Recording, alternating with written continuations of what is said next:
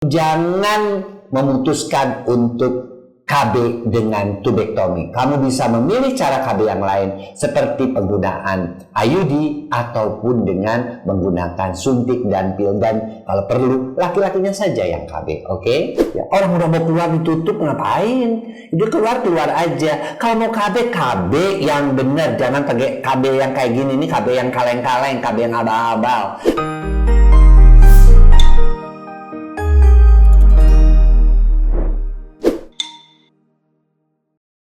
Halo Boyke Mania, selamat datang di Kacamata Dr. Boyke. Saya Boyke Dianugraha akan berbagi tips, trik, dan konsultasi mengenai kesehatan dan keharmonisan dalam berumah tangga. Dan jangan lupa like, komen, dan share video ini ya teman-teman. Jangan lupa juga subscribe channel ini serta nyalakan notifikasinya, karena akan ada video-video baru yang bermanfaat dan kamu pasti nyesal kalau kamu tidak menontonnya. Saya akan menjawab pertanyaan-pertanyaan di YouTube atau di IG @drboykedianugraha. Pertama, dari @masandre_RW8ro. Dok, apakah varikokel testis bisa sembuh tanpa operasi? Dan apakah bisa mempengaruhi kualitas sperma? Tolong jawab ya dok. Jadi begini, varikokel itu adalah pembuluh darah vena yang ada pada testis. Kita tahu bahwa testis itu suhunya harus 1-1,5 derajat di bawah suhu tubuh kita agar produksi sperma berjalan secara normal. Oleh karena itu Tuhan menciptakan testis itu menggantung, ya. Nah, pada varikokel dengan adanya pembuluh darah, suasana di sekitar testis menjadi lebih panas. Akibatnya produksi sperma tidak optimal. Caranya adalah harus dioperasi. Apakah ada solusinya? Dicek dulu. Spermanya ini cukup baik apa enggak? Kalau memang sangat jelek ya terpaksa harus operasi. Atau ya ditambahkan obat-obat herbal. Kita punya Pronimel, kita punya ProLQ yang bisa membantu kualitas spermanya menjadi lebih baik. Dan lanjut kepada @Hana Kalista strip JX4YW. Dok, kalau sudah lahiran sesar 2 kali, apakah masih boleh hamil lagi? Mohon penjelasannya. Boleh, maksimal 3 kali. Ya. Dan kita juga mesti nilai dulu, nanti dokternya akan melihat bagaimana kondisi luka operasi sesarnya. Syukur-syukur kamu lahiran sesar dengan dokter yang sama, sehingga si dokter itu tahu betul kualitas jahitannya dan juga yang namanya proses penyembuhannya. Jadi masih boleh, tapi cuma sekali lagi, jangan lebih daripada 3 kali. Tapi tolong, kamu nggak bisa lahiran secara normal karena sudah 2 kali sesar. Ya Hana? Oke. Lanjut ditanya Boyke, ya. @deposalma3112. Dokter, saya udah sterilisasi, dipotong. Sekarang saya pengen hamil lagi. Gimana caranya dok? Masih ada kemungkinan bisa hamil lagi kah? Nah, ini buat Depo ya. Begini, kalau sudah diikat ya itu memang bisa disambung, namanya operasi mikro ya pada tuba. Tetapi keberhasilannya tuh sedikit sekali ya. Dia bisa hanya sekitar 10-15% saja. Kenapa? Karena pertama dia sudah lebih pendek, yang kedua dia ada luka bekas operasinya. Jadi kalau kamu belum yakin untuk melakukan sterilisasi atau tubektomi, jangan memutuskan untuk KB dengan tubektomi. Kamu bisa memilih cara KB yang lain seperti penggunaan IUD ataupun dengan menggunakan suntik dan pil, dan kalau perlu laki-lakinya saja yang KB. Oke? Lanjut di solusi Boyke. @Liana Widyastuti strip VV8IQ. Dok, mau tanya, saya kan baru habis operasi kista tuba. Kemarin pas operasi untuk ukuran 5 kali 11 cm. Apa itu mempengaruhi kehamilan? Gimana dok kalau saya mau hamil? Tolong dong dok sarannya. Begini, operasi kista yang sudah melengket ke tuba, ya sampai tubanya harus dipotong, berbeda dengan operasi yang hanya kistanya saja tapi tidak lengket pada tuba. Ya, tapi biasanya dengan tuba yang satu yang masih sehat, nah itu yang makanya mesti dijaga, itu masih bisa tetap hamil. Caranya apa? Caranya pastikan tuba yang satu itu baik. Ya biasanya kita lakukan pemeriksaan HSG lah. Di HSG oh masih bagus. Kemudian kalau ada infeksi karena kamu cuma punya satu tuba, maka harus dieman-eman, disayang-sayang. Artinya apa? Diperbaiki. Kemudian kalau ada infeksi diatasi infeksinya, kalau ada keputihan diatasi juga keputihannya. Dan setelah itu baru dilakukan program kehamilan. Buat Liana, saya kasih rekomendasi deh biar cepat hamil ya. Ini dia.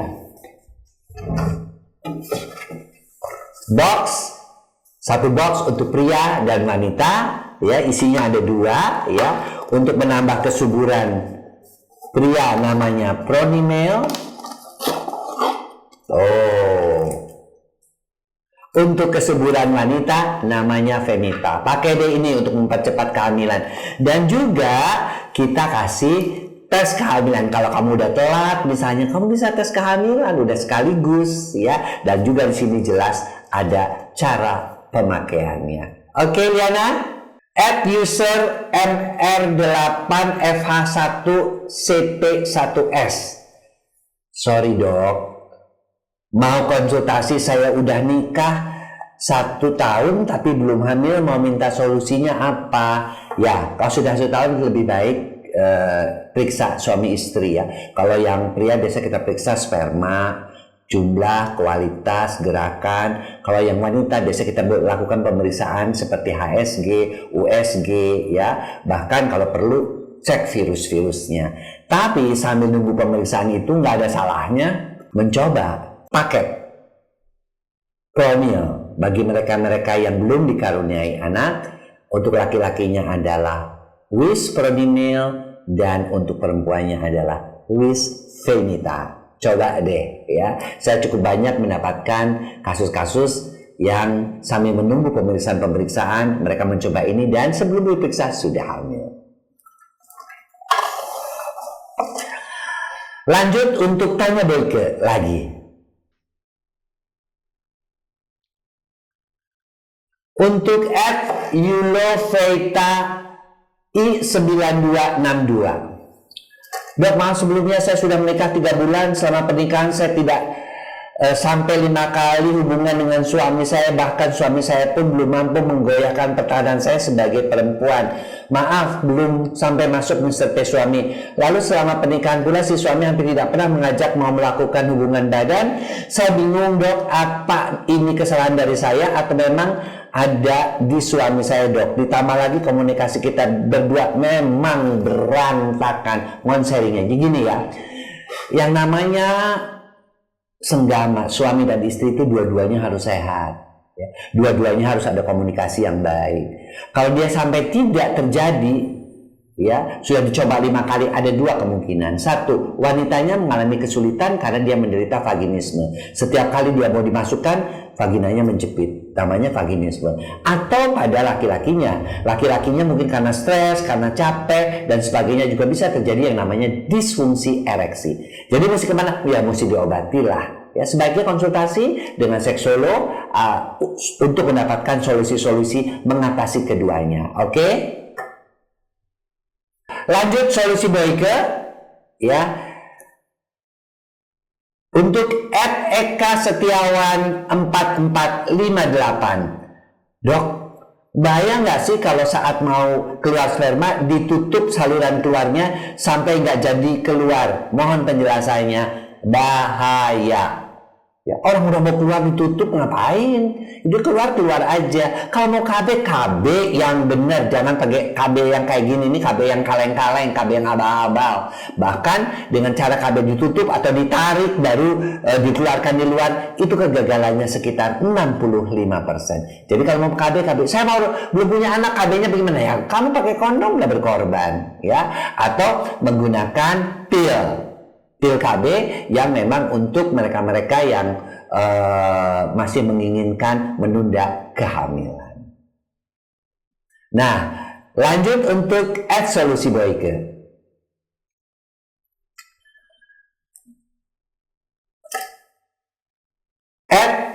Angga Fadila 7289.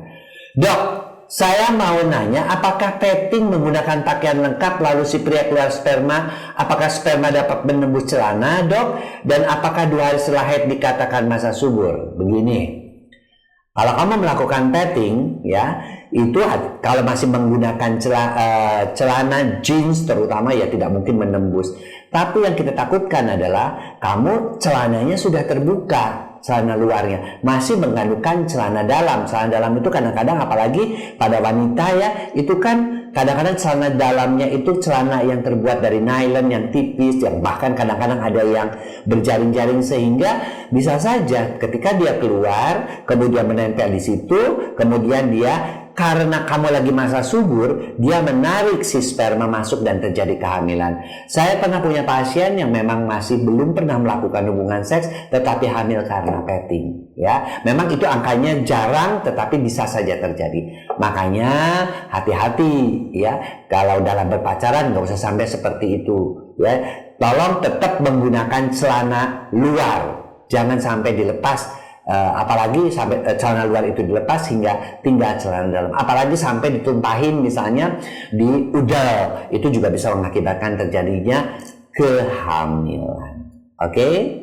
Nah, itulah pertanyaan-pertanyaan dari Boyke Mania. Sekian dari saya. Semoga video kali ini bermanfaat buat kalian. Sekali lagi, jangan lupa bagikan linknya ke orang terkasihmu yang ada di sosmed juga. Sampai jumpa.